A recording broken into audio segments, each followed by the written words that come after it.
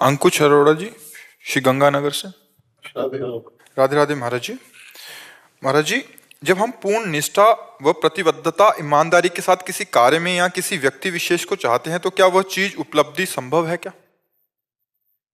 व्यक्ति और कार्य, इसमें प्रारब्ध टांग मार सकता है, लेकिन भगवत प्राप्ति निष्ठा हो जाए और पूर्ण प्रयत्न और कृपा तो निश्चित हो जाएगी, इसमें हमें कोई संशय नहीं। लेकिन सांसारिक व्यक्ति और सांसारिक कार्य की पूर्ति में प्रारब्ध बाधा डाल सकता है। अगर आपका अशुभ प्रारब्ध है तो आप लाख प्रयास करो, वो व्यक्ति आपके अनुकूल नहीं हो सकता, वो वस्तु आपके अधिकार में नहीं आ सकती, वो स्थान आपके अधिकार में नहीं आ सकता। प्रारब्ध प्रतिकूल हो गया तो नहीं। और भगवत प्राप्ति में प्रतिकूल हो जाए प्रारब्ध तो प्रारब्ध की ऐसी तैसी, वो कुछ नहीं बिगाड़ सकता। भगवत प्राप्ति में कुछ नहीं बिगाड़ सकता, क्योंकि प्रारब्ध का केवल प्रभाव शरीर पर है, प्रारब्ध का प्रभाव हम पर नहीं है।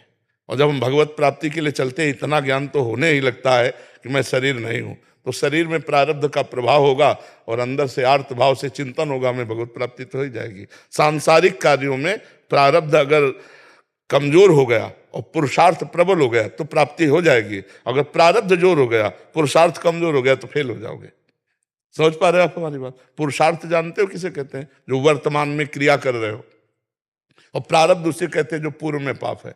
जैसे बहुत बड़ी डिग्री प्राप्त कर ली लेकिन नौकरी ही नहीं मिल रही, बहुत व्यापार कर रहे लेकिन घाटा लग रहा है, बहुत प्रयास कर रहे लेकिन निष्फल हो रहे क्योंकि पूर्व का प्रारब्ध है। पर भगवत प्राप्ति में ऐसा नहीं। एक मार्ग केवल ऐसा जिसमें प्रारब्ध या शुभ अशुभ विनायक इनकी कोई दाल नहीं गलती।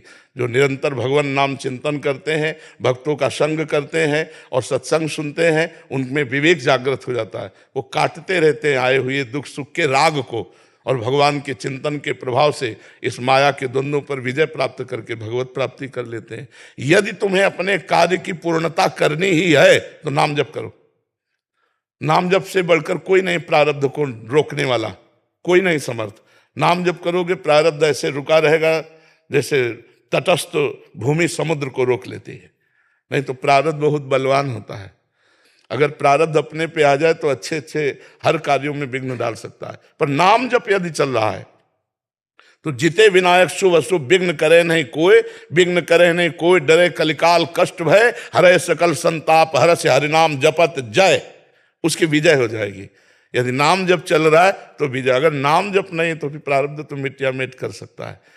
इसलिए हम ये फाइनल में नहीं कह सकते कि आप कर्म निष्ठावान हैं, आप बड़ी सच्चाई से कर्म करते हैं तो आप सफलता ही प्राप्त करेंगे। नहीं, अगर आपका पूर्व का प्रारब्ध प्रबल है तो असफल कर देगा। अगर वर्तमान का पुरुषार्थ भगवान के भजन से जुड़ जाए तो प्रारब्ध की धज्जियां उड़ा देगा। इसलिए हम सबसे प्रार्थना करते, जैसे भी बने वैसे राधा राधा राधा राधा नाम जप करो तो नाम जप तुम्हारे सारे पापों को नष्ट कर देगा। नाम संकीर्तनम यस्य है सर्व पाप प्रणाशनम, समस्त पापों का नाश कर देगा। भगवान की शरण और नाम जप इस संसार से हर जगह विजय प्राप्त हो जाएगी, हर जगह। और अगर नाम जप नहीं, भजन नहीं, तो फिर ये पुरुषार्थ जो है प्रारब्ध से नहीं जीत पाएगा। समझ पा रहे आप? कोई संशय इसमें?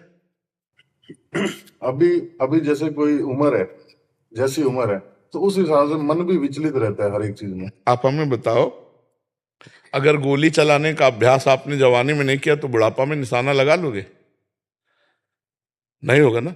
तो अगर इस समय आपने भजन का अभ्यास मन को नहीं डलवाया तो बुढ़ापे में भजन कर लोगे क्या? हमें जरूरत अभी है परास्त करने की।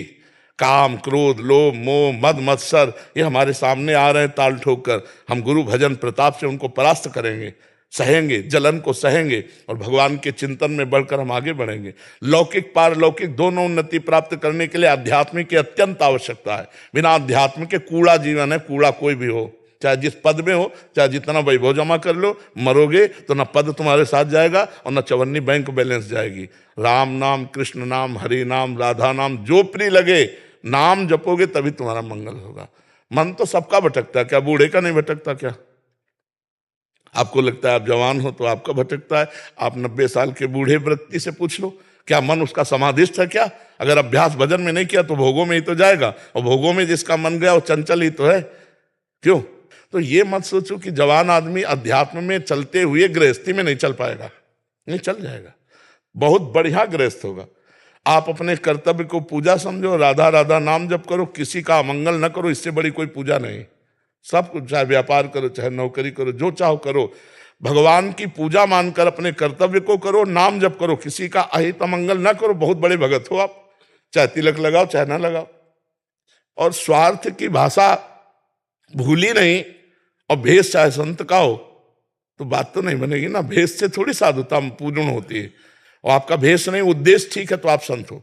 विभीषण जी आए थे, कोई भेष नहीं था, लेकिन भगवान कहे तुम सारीखे संत प्रिय मोरे, धरो देह नहीं आन नहीं हो। तुम्हारे जैसे संतों के लिए मेरा अवतार होता है। विभीषण जी कोई साधु वेश नहीं थे, उद्देश्य श्री राम थे। यदि हमारा उद्देश्य भगवान हो जाए तो पैंट शर्ट में भी हम संत हो जाएं, और यदि हमारा संत वेश में उद्देश्य बिगड़ जाए तो मामला बिगड़ गया। उद्देश्य खास बात है, आप समझ रहे ना हमारी बात।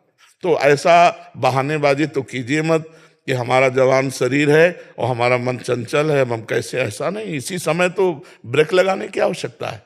इसी समय अगर अभ्यास कर ले गए तो आप महान पुरुष हो जाएंगे। गृहस्थी में होते हुए भाई जी से हनुमान प्रसाद पोद्दार जी महाराज महान संत, और धोती कुर्ता में रहते थे, गृहस्थी में रहते, भजन किया, भगवान का उद्देश्य किया, परमात्मा प्राप्ति हो गई। समझ पा रहे आप?